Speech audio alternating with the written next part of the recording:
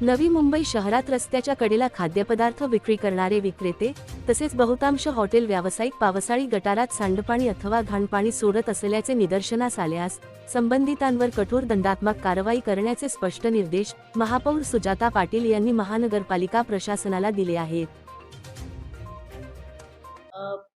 ज्या ज्या प्रभागामध्ये अशा पद्धतीने गटर, नाले आणि त्याच्या किनारी हॉटेल्स किंवा काही आहेत, तर त्या सदस्यांनी पण सांगितलं, की अशा-अशा पद्धतीने आमच्या गटरमध्ये त्यांच्या माध्यमातून कचरा टाकला जातो आणि तिथं चोकअप होतं.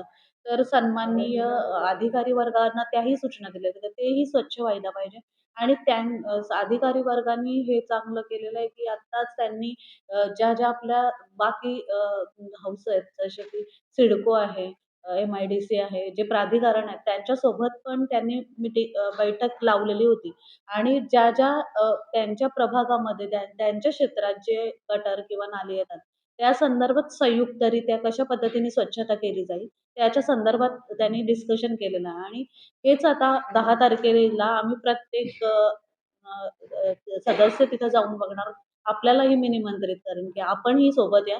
म्हणजे पूर्ण नवी मुंबईला या गोष्टीविषयी माहिती व्हायला पाहिजे.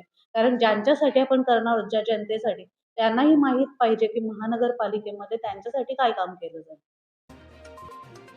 तर नागरिकांच्या आरोग्याशी आणि शहराच्या स्वच्छतेशी तडजोड केली जाणार नाही, असा संदेश या निर्देशांमधून देण्यात आला आहे।